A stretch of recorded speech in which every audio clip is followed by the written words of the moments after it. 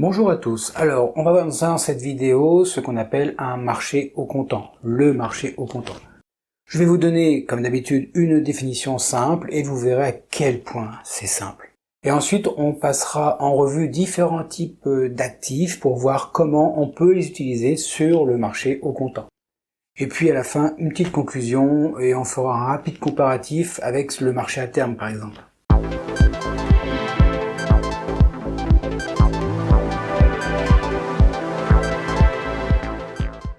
Dans cette vidéo, on va parler de liquidité, de marché à terme, de forex, de matières premières et encore divers autres mots qui sont utilisés dans le domaine du trading.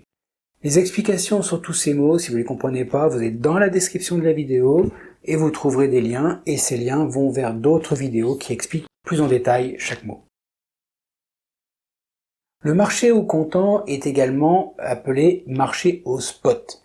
Et il fait référence à un marché où les transactions sont réalisées immédiatement, avec une livraison immédiate des actifs financiers, puis un règlement, bien sûr, en espèces immédiat. Il s'agit du marché le plus courant et le plus simple, où les actifs sont achetés et vendus au prix courant du marché.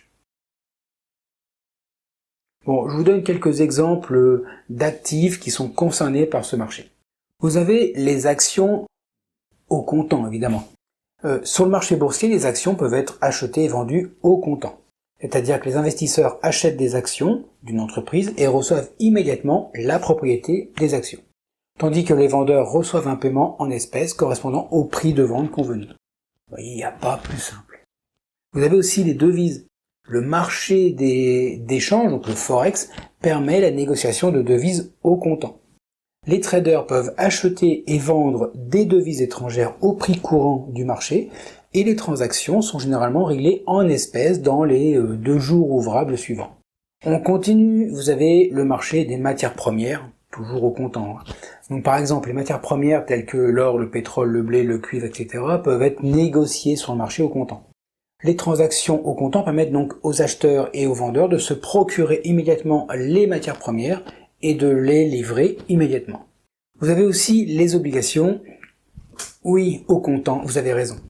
Bien que la plupart des obligations soient négociées sur le marché obligataire, il est aussi possible d'acheter et de vendre des obligations au comptant. Les transactions au comptant dans les obligations impliquent la livraison immédiate de l'obligation contre un paiement en espèces. Je ne peux pas faire plus simple. Vous avez un peu dérivé quelque part des matières premières les marchés des produits de base, qui sont toujours au comptant évidemment. Certains produits de base tels que les produits agricoles, les métaux précieux, les produits énergétiques, etc. sont négociés sur le marché au comptant. Ça revient un peu à ce qu'on a vu avant. Les acheteurs et les vendeurs donc s'engagent à acheter ou à vendre des produits de base à un prix fixé au moment de la transaction et la livraison est effectuée immédiatement.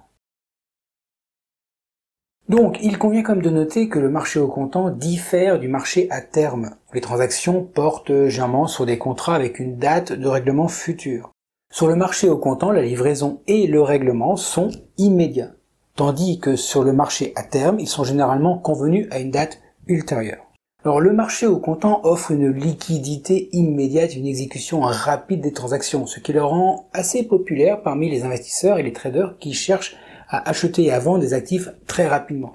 Il va de soi qu'un trader classique, c'est moi entre autres, qui travaille sur des CFD, ne sera pas sur les marchés au comptant. Mais dès que vous passerez aux actions et aux obligations, ce sera sur ce marché que vous travaillerez. Petite dérive, c'est pour faire un youtubeur content et non pas au comptant, mais tout simplement content, c'est que vous pouvez vous abonner, liker et partager la vidéo. Et oui, et si vous êtes content aussi, vous pouvez aussi me laisser un commentaire pour dire que vous êtes content. Voilà, maintenant cette vidéo est terminée, donc vous pouvez cliquer, comme je vous ai dit, sur les différents boutons. C'est très important pour la survie de la chaîne quand même, et pour la mettre en avant. Et puis maintenant, moi, je vous souhaite de très bons trades, soyez prudents sur les marchés, n'oubliez pas qu'ils sont fourbes. Je le répète, faites gaffe à vous.